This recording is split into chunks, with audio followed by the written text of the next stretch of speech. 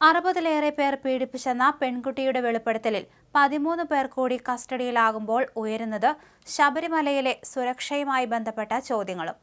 ഞായറാഴ്ച പുലർച്ചെ പമ്പയിൽ നിന്നാണ് ഇവരിൽ 3 പേരെ പോലീസ് കസ്റ്റഡിയിലെടുത്തത്.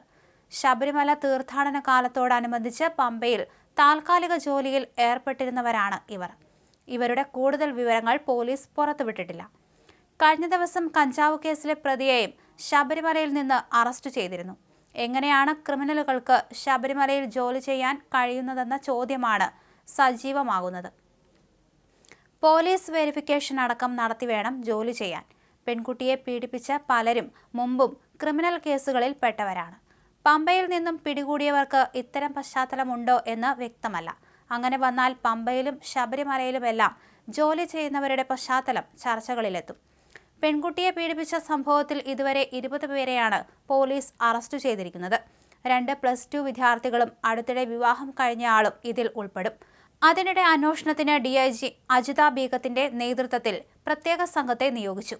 13 വയസ്സ് മുതൽ പല തവണകളായി 62ഓളം പേർ പീഡിപ്പിച്ചെന്നായിരുന്നു കായിക താരം കൂടിയായ 18 വയസ്സുള്ള ദളിത് പെൺകുട്ടിയുടെ വെളിപ്പെടുത്തൽ. അടുപ്പം സ്ഥാപിച്ച സുബിൻ എന്നയാളാണ് പെൺകുട്ടിയെ ആദ്യം ചൂഷണം ചെയ്തത്.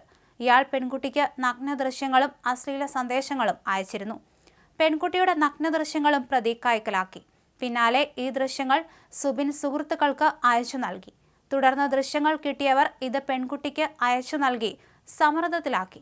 പിന്നാലെ ഇവരും പെൺകുട്ടിയെ ലൈംഗികമായി ചൂഷണം ചെയ്യുകയായിരുന്നു. സൂര്യനെല്ലി പീഡന കേസിനെ വെല്ലുന്നതാണ് പത്തനംതിട്ടയിലെ ക്രൂരതകൾ. അതുകൊണ്ടാണ് അന്വേഷണത്തിന് പ്രത്യേക സംഘം എത്തുന്നത്. അച്ഛൻ്റെ സ്മാർട്ട് ഫോണാണ് പെൺകുട്ടി ഉപയോഗിച്ചിരുന്നത്. ഈ ഫോണിലൂടെയായിരുന്നു പ്രതികളെല്ലാം കുട്ടിയെ ബന്ധപ്പെട്ടിരുന്നത്. ഈ ഫോണിലേക്ക് തന്നെയാണ് പ്രതികൾ നഗ്നദൃശ്യങ്ങളും അയച്ചു നൽകിയത്. പത്തനംതിട്ട ബസ് സ്റ്റാൻഡിലടക്കം വെച്ച് പെൺകുട്ടി പീഡനത്തിനിരയായെന്നാണ് അന്വേഷണത്തിലെ കണ്ടെത്തൽ. ഈ സ്വകാര്യ ബസ് സ്റ്റാൻഡിൽ പീഡന മാഫിയ പിടിമുറുക്കിയെന്ന സൂചനകളാണ് ഈ കേസ് നൽകുന്നത്. സ്റ്റാൻഡിൽ നിർത്തിയിട്ട ബസ്സിൽ വെച്ചും പെൺകുട്ടിയെ ഉപദ്രവിച്ചു.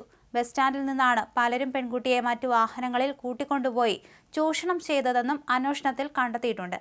ഒരു ദിവസം തന്നെ 4 പേർ മാറി മാറി ബലാത്സംഗം ചെയ്തെന്ന വിവരവും പുറത്തു വന്നിട്ടുണ്ട്.